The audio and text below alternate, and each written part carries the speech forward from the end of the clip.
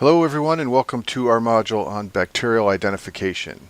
This slide shows the algorithm to identify gram-positive bacteria, and you have to memorize this as a medical student, and there are a lot of ways to do it. The way I used to do it and the way I recommend is to just write this out over and over again until it sticks in your memory, either on a piece of paper or on a whiteboard. But by whatever method you use, you're going to have to memorize this, and you're going to have to know how to identify bacteria based on the results of common microbiology tests. So we're going to go through how you identify the bacteria in this module and talk about how each of the tests work. So once you identify that a bacteria is a gram-positive bacteria, you then want to look at the shape. There are three shapes you may see. The first is cocci, which are little circles. We'll see those in a minute. The second is rods. And then the third are these long branching filamentous shapes that look almost like fungi. Those are very unique, and those are only seen in actinomyces and nocardia. Once you identify a rod, there's only a couple of choices of what it can be, but if you identify a cocci, there are lots of different options for what the bacteria are going to be. So you need to do several microbiology tests to determine what species you're dealing with. The first test you do is called the catalase test, and it's either positive or negative. Catalase positive organisms are staph, and catalase negative are strep. Strep also tends to occur in chains, whereas staph tends to occur in clusters. You can further subdivide the staph by the coagulase test. So if the coagulase test is positive, that's Staph aureus. And you can just remember Staph aureus, which is a very common bacteria, is coagulase positive and catalase positive. It's positive for both of the C tests. Coagulase negative staph is one of two things. It's either Staph epidermidis or Staph saprophyticus, and you can separate those two out by using a novabiocin sensitivity test. Now, if you're dealing with a catalase negative cocci, you're dealing with strep, and the primary way we differentiate strep, once we know we've got strep present, is to look at how it grows on blood agar. So there are certain strep bacteria that are so-called beta hemolytic. Those are bacteria like strep pyogenes and agalactae, and you can separate those two from each other by the bacitracin test. There are other strep that are alpha hemolytic. Those are like strep pneumonia and strep viridans, and you can separate those from each other by the optochin sensitivity test. And then finally, there are strep that are gamma hemolytic, which is actually a misnomer. These strep are group D strep, and they don't hemolyze at all. And those are bacteria like Enterococcus and strep bovis, and you can separate those from each other by seeing how they grow on bile or high sodium chloride concentration media. So now what we're going to do is go through this in more detail and talk about each of the tests used to distinguish the bacteria. Let me first mention something called Lancefield grouping. This is a system for classifying only streptococci, so not for staph or other bacteria. And it's based on C carbohydrates that are found in the cell wall of streptococci, and when these are present, they will agglutinate specific antisera for that C carbohydrate. And there are lots of commercially available tests for the different C carbohydrate antigens, and there are three clinically relevant groups to the practice of medicine. Group A strep is the strep pyogenes group, Group B is strep agalactae, and Group D includes Enterococcus. And I mention this now because you'll commonly hear that certain strep are Group A, Group B, or Group D, and you should know that they come from this Lancefield grouping. So cocci are a very common shape, especially for gram-positive bacteria. They're little circles like this, and they tend to come in certain patterns. Sometimes you'll see diplococci, which are pairs of cocci. Some cocci tend to appear in chains like this. That's what streptococci tend to do. And some tend to grow in bunches or clusters. That's what staphylococci tend to do. And on this slide, I've shown you some pictures of how these things look under the microscope. So these are streptococci here, and you can see that there are long chains forming. Over here we've got staphylococci, and you can see that there are little bunches together of these small circle bacteria. So blood agar is a very useful growth medium for identification of bacteria. It contains mammalian blood, usually 5% sheep's blood. It's considered a non-selective media because lots of different bacteria will grow on it. It's an enriched media because it contains blood for enrichment. And it's differential because different bacteria have different hemolysis patterns. Let's take a look at this slide down here in the corner. In the middle of the slide, someone has written the letter beta with a strain of bacteria, and you can see that there is clearing, white clearing around the letter B. And that's because of hemolysis. The bacteria plated here are hemolyzing the red blood cells and creating a zone of clearance around them, and that's what beta hemolysis looks like. Down here on the right side, there is what's called gamma hemolysis. These bacteria are growing on the media, and there's no zone of clearance around them at all. So that's called gamma hemolysis, which really means no hemolysis at all. And then alpha hemolysis is partial hemolysis. It's somewhere in the middle between the beta and gamma patterns. And I've summarized this over here. Beta pattern means complete lysis of red cells. Gamma means no lysis, and alpha is somewhere in the middle. The catalase test is used to differentiate staph from strep, and the catalase enzyme is produced by bacteria that use oxygen, so it's produced by aerobic bacteria. And this is an easy way to remember that staph is aerobic because it has catalase present. Catalase breaks down hydrogen peroxide into water and oxygen, and the little oxygen molecules that are created will make bubbles. That's how you interpret the test. So what you do is you put some hydrogen peroxide on a slide and you add some bacteria and you look for bubbles. And there's an example of that over here. On the left side we've got a catalase negative bacteria, so there are no bubbles. On the right side is a catalase positive bacteria, so we do see bubbles. There is a very rare condition tied into the catalase enzyme called chronic granulomatous disease, and this often comes up on the board, so I mention it now to help you keep it fresh in your mind. So phagocytes in the human body use an enzyme called NADPH oxidase, and this generates hydrogen peroxide from oxygen. This is a process called the respiratory burst, which you learn about in biochemistry. In chronic granulomatous disease, patients have a loss of function of NADPH oxidase, and this means that the phagocytes can't generate hydrogen peroxide in order to kill bacteria.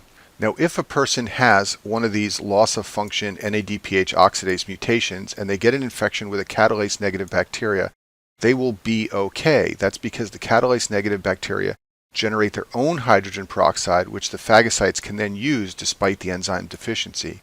However, if a catalase positive bacteria is present in a patient who has chronic granulomatous disease, that catalase positive bacteria will break down the hydrogen peroxide.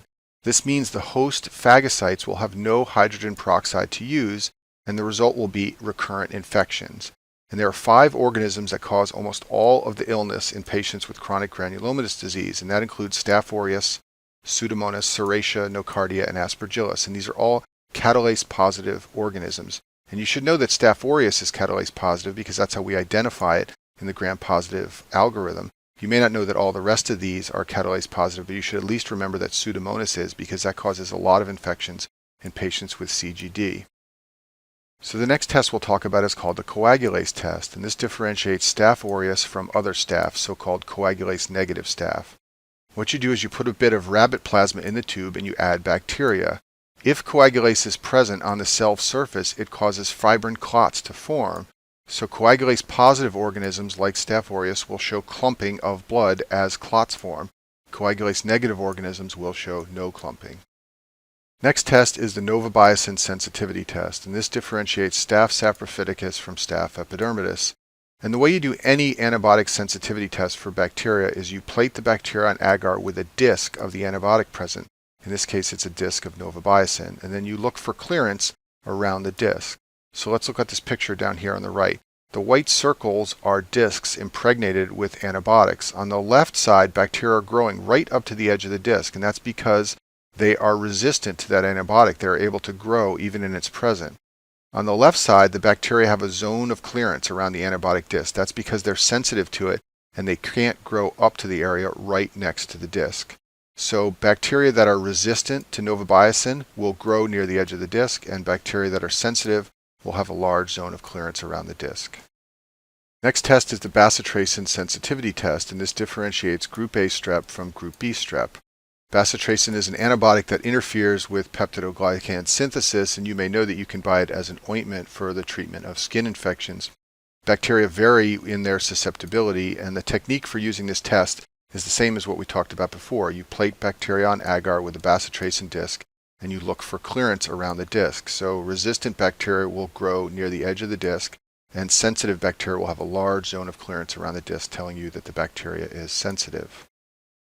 The next antibiotic sensitivity test is the optichin sensitivity test. Optichin is also called ethyl hydrocuprine, and its use is to differentiate strep pneumo from strep viridans. So strep pneumo is highly sensitive to optichin, and the way I've always remembered this is to imagine a little 2 hanging off the O in optogen for O2, and that stands for oxygen, which reminds me of the lungs, and that reminds me that strep pneumo causes pneumonia, and that's how I remember that strep pneumo is optichin sensitive. That's just always worked for me. Use it if you wish. The technique is the same as the technique for all the other antibiotic sensitivity tests. You plate bacteria on agar with a disc, and you look for clearance around the disc.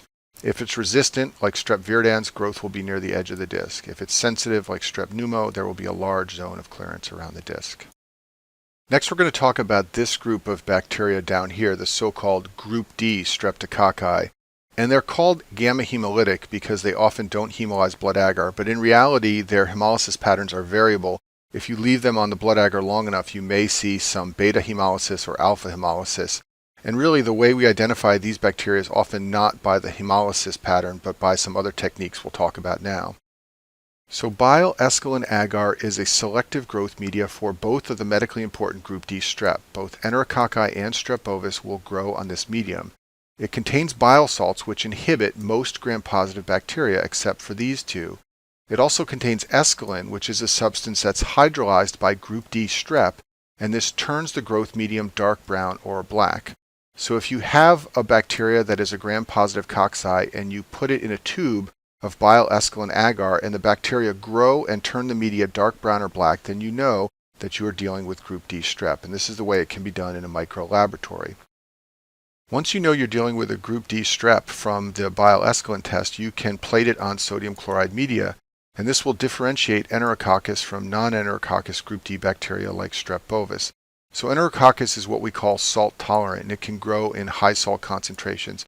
I just think of Enterococcus as a very tough bacteria. It's resistant to a lot of antibiotics, and it also can grow in high salt concentrations. So when you inoculate your bacteria in a high sodium chloride media, you then watch for growth, and if it grows, you know you've got Enterococcus, and if it doesn't grow, you know you're dealing with strep bovis. So here's a slide to summarize the identification of the group D strep. If you get a positive result on the bile esculin agar, meaning it turns black, then you know you're dealing with the group D strep. If it then grows on sodium chloride, then you know you've got Enterococcus, and if it does not grow on sodium chloride, then you're dealing with a strep bovis infection. The last bacterial identification test I'll mention before moving on to gram-negatives is that of mannitol salt agar, and this is used to differentiate staph species, so it's used to separate staph into Staph aureus and other staph. So this medium contains a high concentration of salt, and staph can tolerate these high saline levels. It also contains mannitol and a pH indicator called phenol red. Now mannitol fermenters like Staph aureus make acid, and the acid changes the phenol red to yellow. So Staph aureus ferments the mannitol, but other staph do not. So the bottom line is that growth on mannitol salt agar with a yellow color is Staph aureus. I've got a picture for that up here in the corner.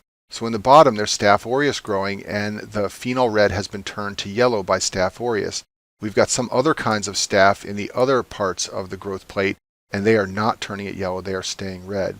So I mention this because it is sometimes used to differentiate staph from each other.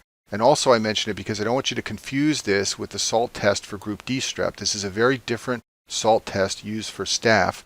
It has nothing to do with identification of Enterococcus and salt tolerance for those bacteria. This is the algorithm for identification of gram-negative bacteria. So once you find out you're dealing with a gram-negative bacteria, you can look at the shape. So diplococci are generally going to be Neisseria. There's one other bacteria they could be called Moraxella, but it's usually not speciated.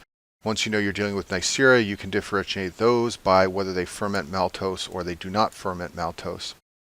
There are a number of gram-negative Coccobacillus, which I've listed here on this slide. Some gram-negative bugs are what's called comma-shaped. These are generally going to be oxidase positive. We'll talk about that test. And then the two comma-shaped gram-negatives are Vibrio and Campylobacter, and Vibrio grows in alkaline media and Campylobacter grows in warm temperatures like 42 degrees Celsius. One of the most common shapes for gram-negative bugs is gram-negative rods, and we separate those by whether they ferment lactose or not on McConkey's agar. I'll talk about that in a minute. Among those that can ferment lactose, there are so-called fast fermenters like these ones here and slow like these ones here. We'll talk about what those mean. And then once you know that something doesn't ferment lactose, the next test that's usually done is the oxidase test, and if it's positive, it's Pseudomonas or H. pylori, and if it's negative, it's one of these bacteria down here. We'll start by talking about the maltose test. So Neisseria meningitidis can metabolize maltose, but Neisseria gonorrhea cannot. So you use a growth media with maltose present to differentiate one from the other.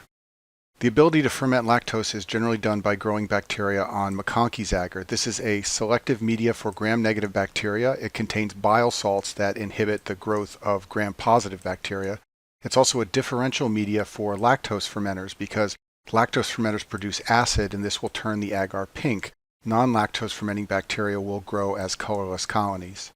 And this is a picture of McConkey's agar, and there are some lactose fermenters on the left side of the dish, and they've turned the media pink. On the right side are some non-lactose fermenters, and you can see that they are growing as colorless colonies. Some bacteria are what we call slow lactose fermenters. So Citrobacter and Serratia will initially appear to be non-lactose fermenting due to slow growth. But if you leave them in the incubator for a longer period of time, they will eventually show growth and turn the media pink. So these are called slow lactose fermenters, and that's one way to differentiate them from other faster lactose fermenters. The oxidase test is a test for the presence of an enzyme called cytochrome oxidase.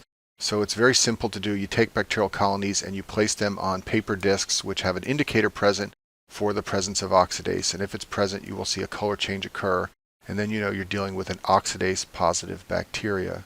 So back to our gram-negative algorithm, there are two groups of oxidase-positive bacteria you should know about. So the lactose non-fermenting rods that are oxidase-positive are Pseudomonas and H. pylori. But we also have this group up here that's oxidase-positive and comma-shaped, and we're going to talk about those right now. So Campylobacter and Vibrio are oxidase-positive organisms that are comma-shaped. And the way you can tell them apart is by where they grow. So Campylobacter will grow at 42 degrees Celsius, but Vibrio will not. And Vibrio will grow on an alkaline media, but Campylobacter will not. And then back to our algorithm one more time. The final test I'm going to mention is something used for oxidase-negative, gram-negative rods. So you can differentiate this group further by using hydrogen sulfide testing. It's not shown in this slide, but it can be done to separate Shigella from Salmonella and Proteus. So the key point to remember here is that Salmonella and Proteus produce hydrogen sulfide, whereas Shigella does not. And you can use a test called the triple sugar iron test to look for production of hydrogen sulfide. Organisms that produce hydrogen sulfide, like Salmonella, will turn the TSI media black. Organisms that do not produce hydrogen sulfide, like Shigella, will not turn the medium black. So this is a simple test to see if the organism can produce hydrogen sulfide. And it's largely used to separate Salmonella from Shigella because, as you know, they can both cause enteric infections. And that concludes our module on bacterial identification.